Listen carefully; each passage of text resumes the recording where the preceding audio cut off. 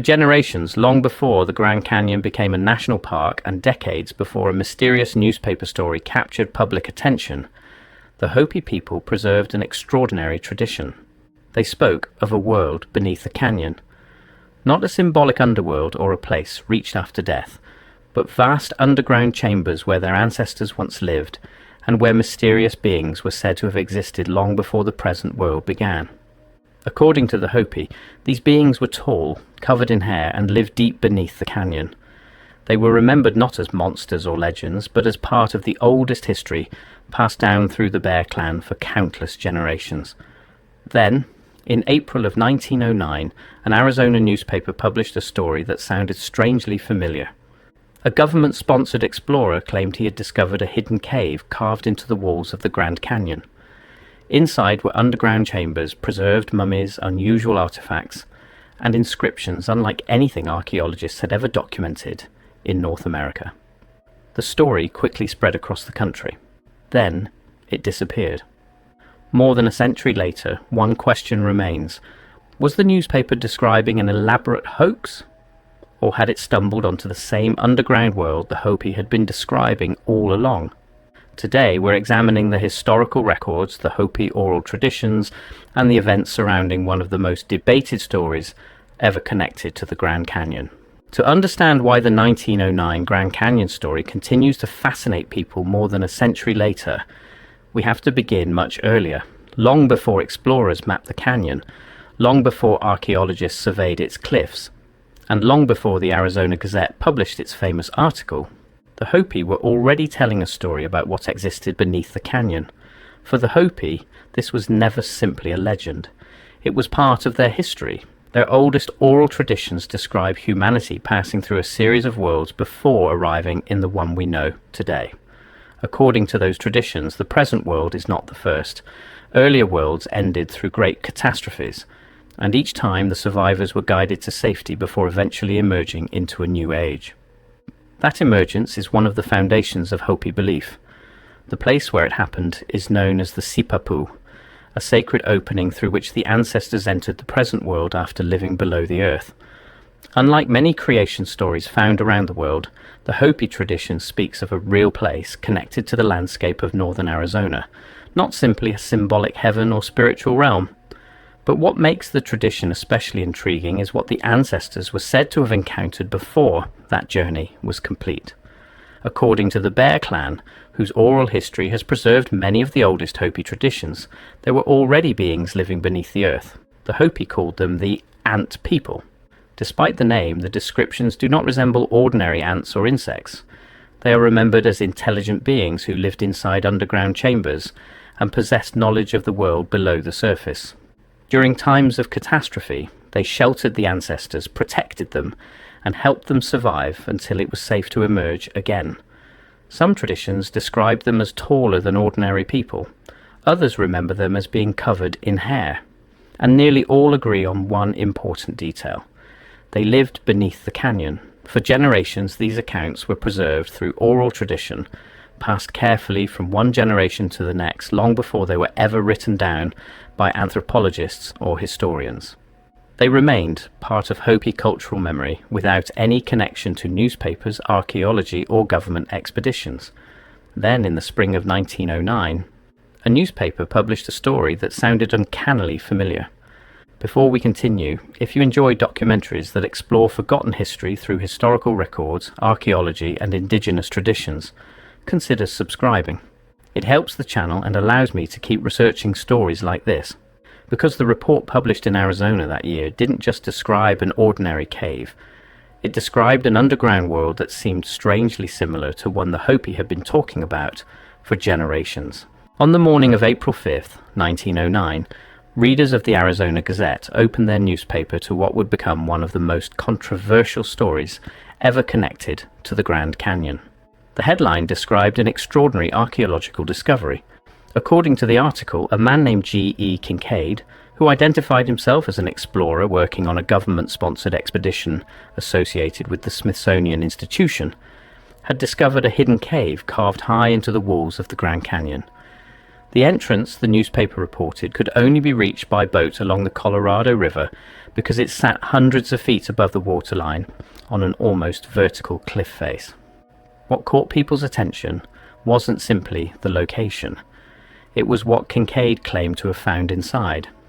The article described a massive underground complex extending deep into the rock.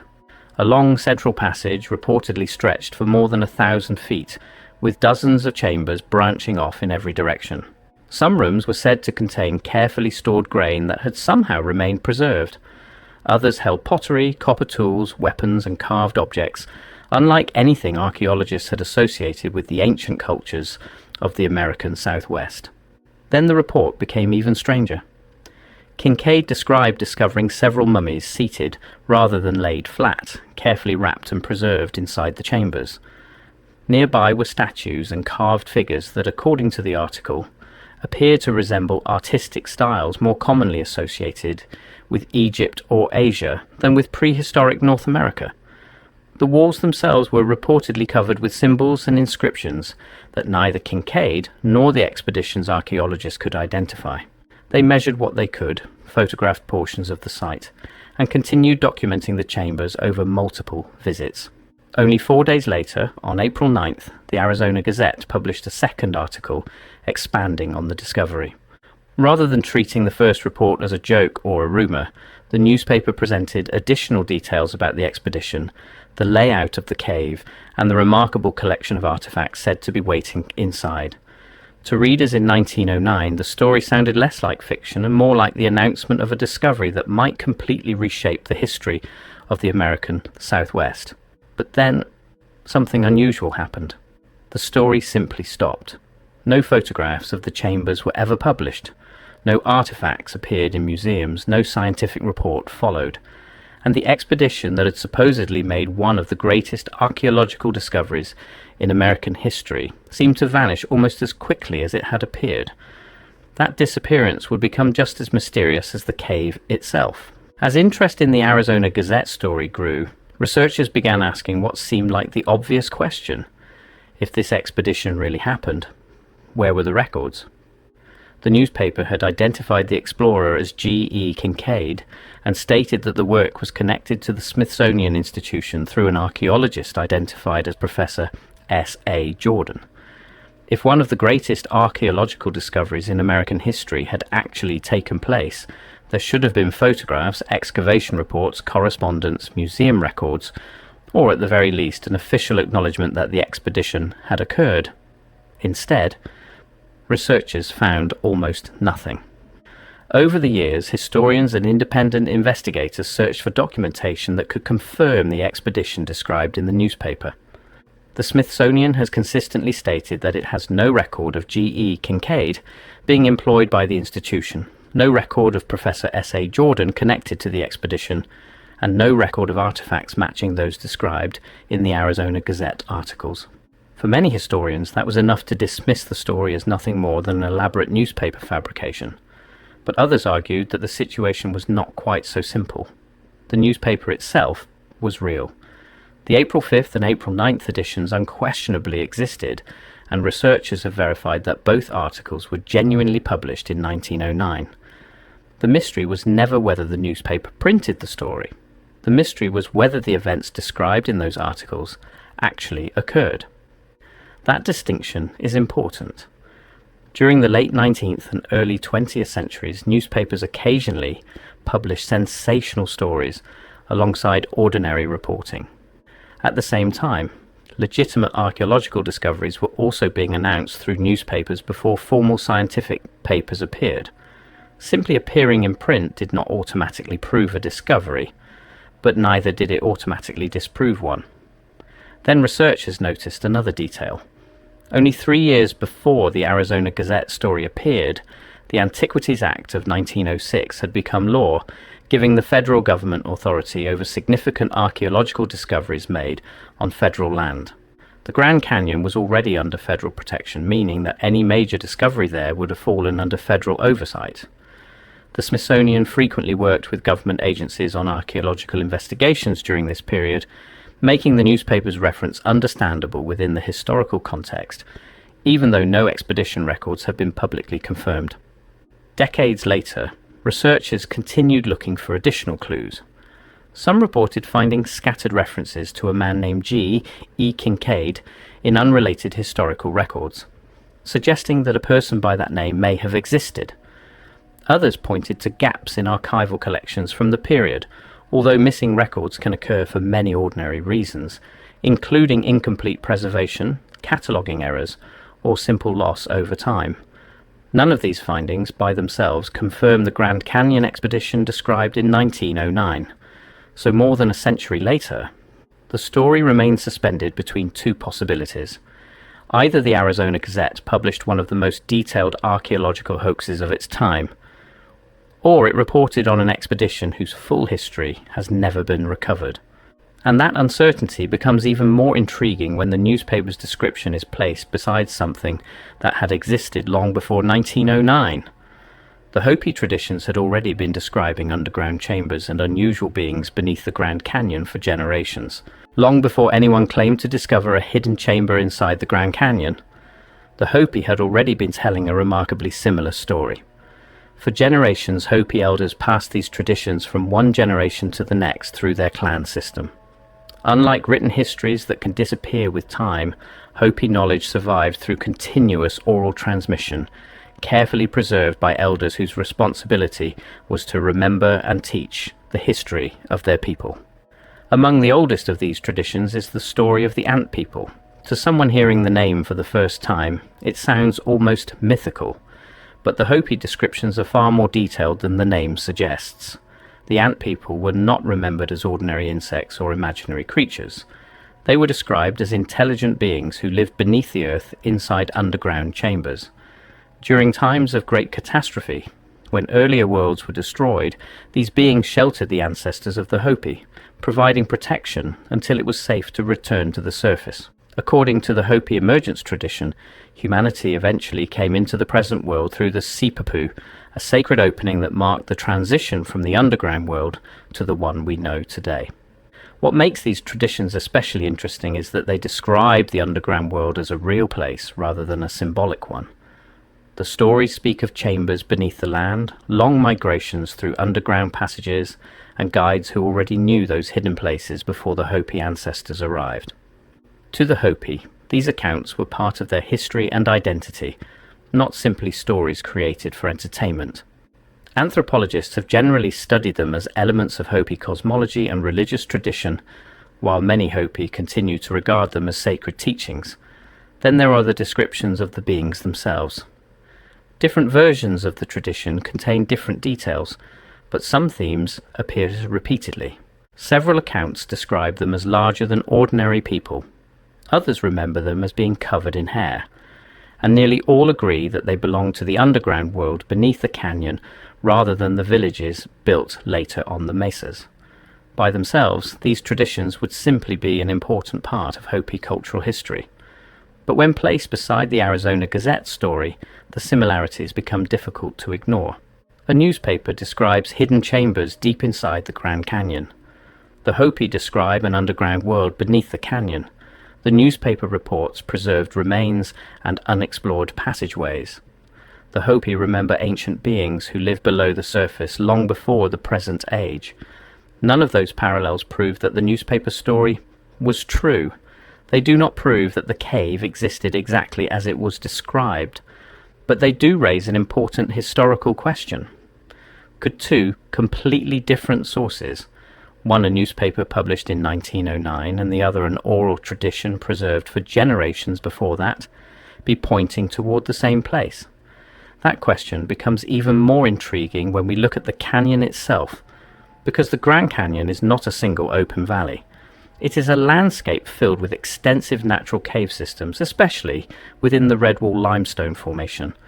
Many sections remain extremely difficult to access, and even today, large portions of the canyon's cliffs and cave networks have never been comprehensively explored. Perhaps that explains why this story has survived for so long, not because anyone has proven what lies beneath the canyon, but because no one has completely answered the question either.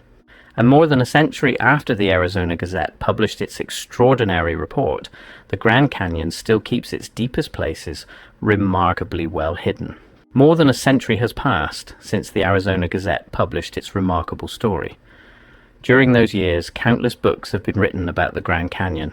Millions of visitors have stood along its rim, looking down into one of the most studied landscapes on Earth. Geologists have spent decades examining its rock layers. Archaeologists have documented villages, trails, and artifacts left by the many indigenous peoples who have called this region home. Yet despite all of that work, the story published in April 1909 has never completely disappeared. It continues to return because it asks a question that has never been answered in a way that satisfies everyone. If the article described a genuine expedition, where are the photographs, field notes, and recovered artifacts? If it was simply an elaborate newspaper story, why was it written with such remarkable detail, including measurements of chambers, descriptions of artifacts, and references to locations that remain difficult to reach even today? History has not provided a definitive answer. Instead, it has left us with fragments, a newspaper account, a Smithsonian denial, a canyon filled with thousands of caves, and an indigenous tradition that had been preserved for generations before the newspaper was ever printed. The Grand Canyon itself adds another layer to the mystery. Most visitors experience only the rim, looking down across an immense landscape carved by the Colorado River.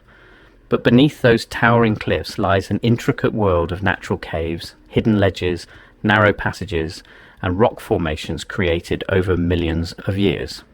The Redwall limestone alone contains extensive cave systems, many of which remain inaccessible without specialized climbing or river expeditions.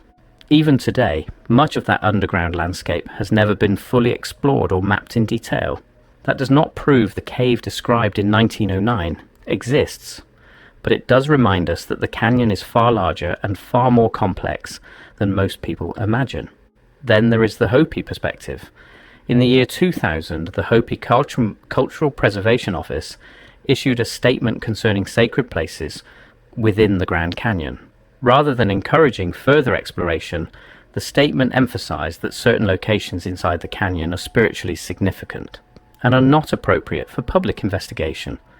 It did not confirm the Arizona Gazette story, nor did it attempt to validate every claim connected to it. Instead, it asked for respect. That distinction matters, because throughout this documentary we have looked at three very different kinds of evidence: a newspaper report, archaeological and geological knowledge about the canyon, and an oral tradition that has been carefully preserved within Hopi culture for generations. Each tells part of the story. None of them by themselves settles the question. History is rarely that simple. Sometimes a discovery answers old questions. Sometimes it creates entirely new ones. The Grand Canyon has done both. It has revealed civilizations, villages, trails, and sacred places that have transformed our understanding of the American Southwest. At the same time, it continues to guard places that remain beyond easy reach. Perhaps one day, new technology, whether high-resolution LiDAR, advanced cave mapping, or future archaeological surveys, will provide evidence that finally settles the mystery raised in 1909. Or perhaps the answer has never been hidden inside the canyon at all. Perhaps it has always existed in the stories of the people who knew this landscape long before newspapers, government surveys, or national parks. The Hopi have never claimed to possess every answer. What they have preserved is a memory of emerging from beneath the earth, a memory of underground chambers, and a memory of unusual beings who were already there when the ancestors began their journey into the present world. Whether those accounts describe literal history, sacred tradition, or a mixture of both is something each generation continues to debate. What cannot be debated is that these traditions have survived for centuries, longer than the newspaper, longer than the modern state of Arizona, and far longer than any investigation into the 1909 expedition. Perhaps that is why the Grand Canyon continues to fascinate us, not because every mystery has been solved, but because every generation returns to the same cliffs and asks the same question. What, if anything, still lies hidden beneath them? Thank you for watching. If you enjoy documentaries that explore forgotten history through historical records, archaeology, indigenous traditions, and original source material, consider subscribing for more investigations like this. And before you go, I'd like to hear your thoughts. Do you think the Hopi traditions and the 1909 Grand Canyon story are completely unrelated? Or could they preserve different memories of the same place? Let me know what you think in the comments, and I'll see you in the next documentary.